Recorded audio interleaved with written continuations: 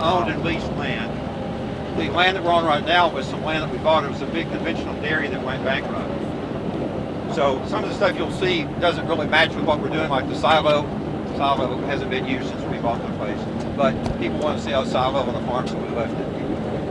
As Wendy said, all the tubes that you see around, those are her experiments. She's got a grant from the USDA to study how to establish shade trees in our pastures. Shade is a really important part of our operation that was taken out when all this land was row crop. So now we're trying to figure out how to most cost effectively put trees back on the land, and she studied that.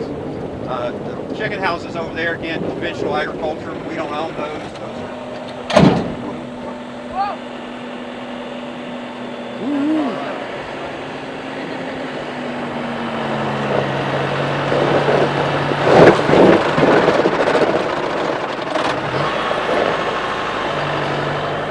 Look out there. There you go. Fourth generation. We've got the ninth generation here now.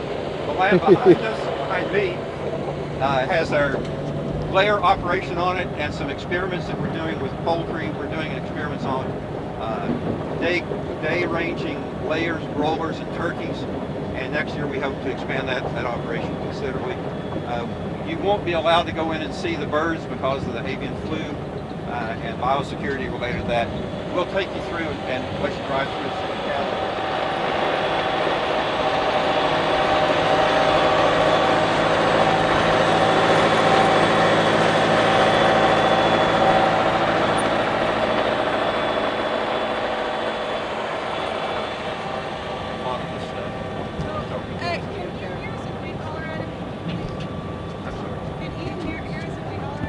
Yep. Ian! Oh, if I holler at it, Alright. what do you need? Just tell him to stop. Hey, Ian! Hold up here. Oh, We got 30 minutes total. I know. Okay. Just real quick, I want to point you guys. So those are our broiler houses. They're mobile. We're going to drive through there. And these are the conventional.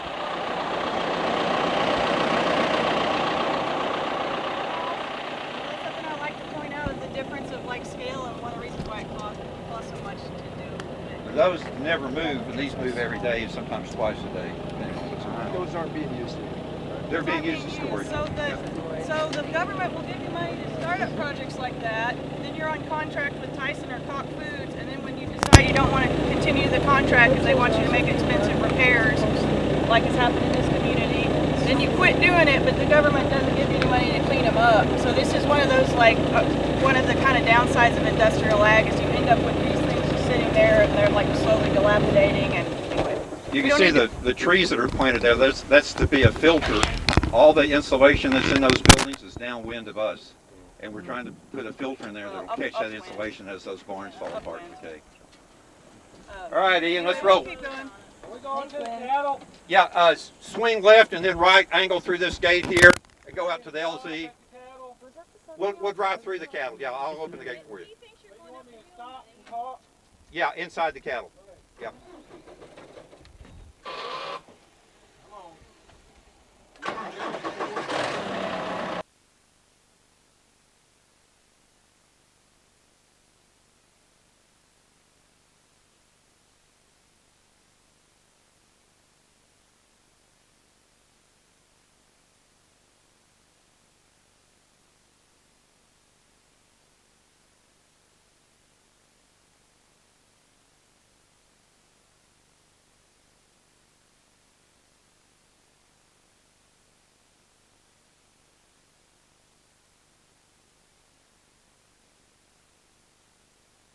Great.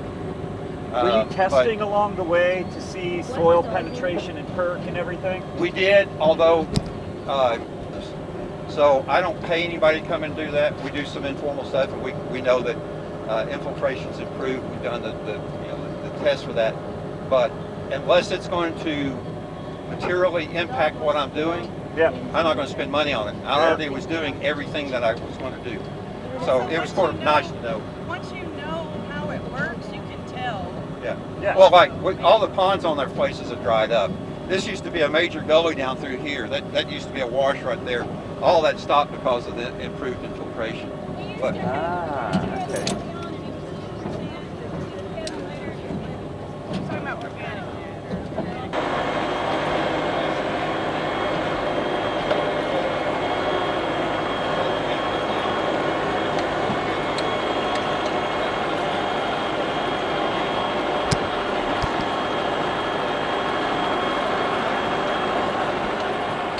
hay now than feed it in the middle of the winter. And so these cattle are living on hay right now, even though normally they'd have plenty of pasture around. Why do you decide why rather now? Cold in winter.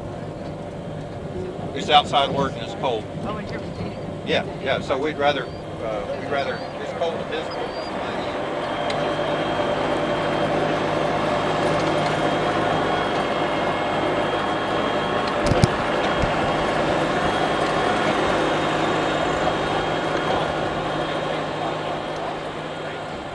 That you do a lot of things that are just really looking at the bottom line that some of you might not, if you're running it as an avocation or a chosen lifestyle, you might not have to do that.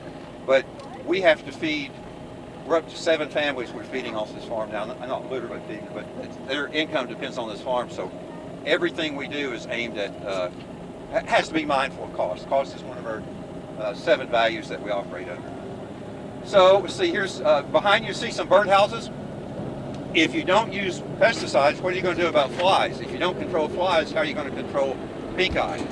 So we have a deal with the local bird watchers. If they'll build us birdhouses, we let them come and bird watch. So we're up to about 150 tree swallow houses. We want to do over 500 eventually. So each year we'll be building more tree swallow houses. Tree swallows eat more insects per bird than any other bird that we know about. So we're focused on them. Hey, can I make a quick correction? Yeah. My mom and I aren't known for our strength with numbers. When she said 2% to 11%, she was actually meant 2 inches per hour. She's talking about infiltration. Infiltration, not per hour to 11 inches per hour. Now, let me ask a question. So, you're importing hay. Is it an option to just tap into wells and irrigate to get Irrigation is absolutely unaffordable for us. That's what I was guessing. Yeah. Okay. Not affordable. We can buy. We try not to put any hay up here. It's just cheaper to have the cattle grazing. Hey, drive right through them. Don't move. What? Drive right through the cattle so they can see the calves. Get the little flock.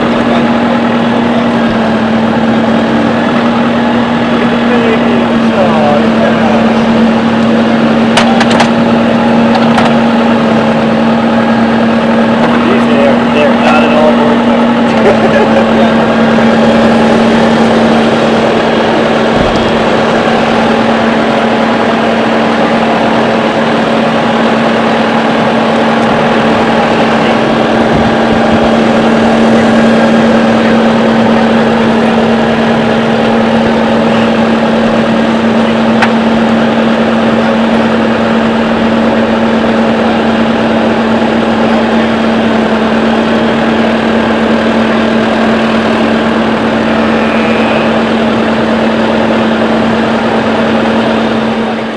Right now, I think there's about 150 cows that are due to have calves, and then that means there's about 250 fats and another herd that's 2 miles away from us over in a different part of the farm. What does the tree represent? All right, stop right here just a minute.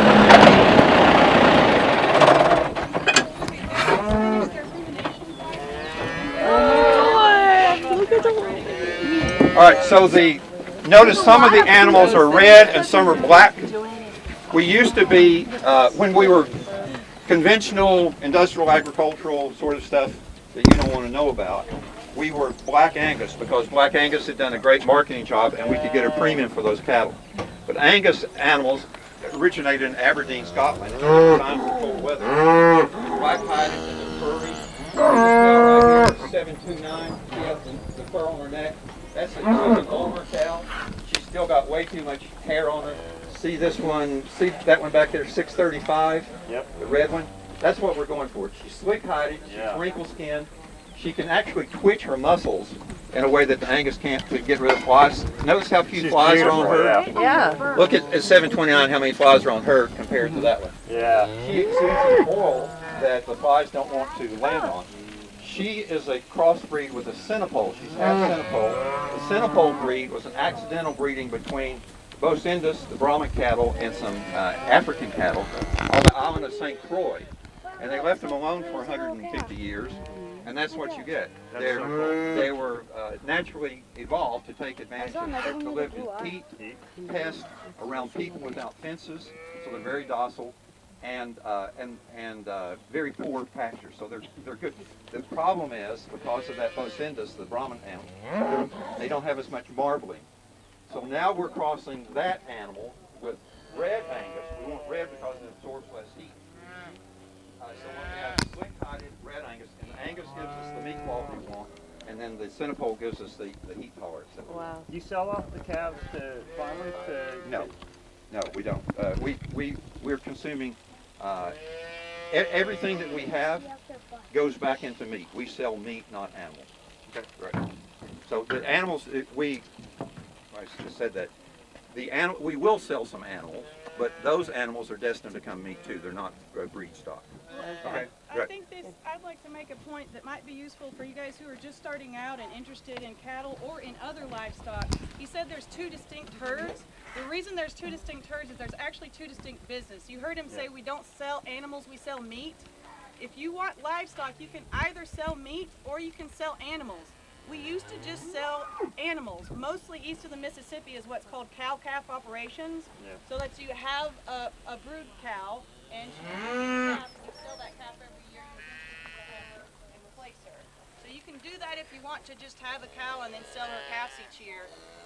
Or you can either buy steers and fatten them and then sell the meat. So those are two different options that you can go with, and you can think about there's pros and cons of each. We just happen to do both on this farm.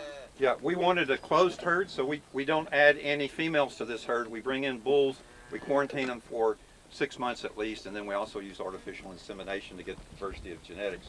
But we really wanted a herd that, like, these cows have been here 20 to 25 generations, and they've adapted to this particular place. If they don't have a calf, they need to be working. They need to have a calf on the ground, and they need to have a calf in the belly. As long as they've got one on the ground and one on the belly, they'll stay here. If they can't do either one of those, they leave and they get ground for hamburger. I'm sorry, sir, the St. Croix originating ones, what are they called? The Centipole. Centipole. All right, Ian, let's go out, go straight ahead and go out on the road, and then turn right and go to the top of the hill. We'll look at the sheep. We just drive by them and then go back in. Have you mentioned the birds for fly control? Population. So as I was gone, I would come back, and they didn't notice it because they were kind of living here all the time. So they had that, what's it called, shifting baseline syndrome. But I kind of came back, and I was like, every time we'd move cattle, there would be all these birds. And so it really only took about 5 years or so. We went from not having a high invertebrate population in the fields to just having busting. One of the things I love about this farm is you walk through any part of it, it's so loud, but it's because there's so many insects. And every time that we come through and bush hog the animals, you see a ton of birds. These are starlings. We also have tons of swallows. If I got out here and started bush hogging, the swallows would come. And those are all just linked to that change that we made in the pesticide. So it's great to see that kind of circle of life. Awesome. All the birds that are eating the insects also help manage our pest population. And there is downsides to it, so it takes some.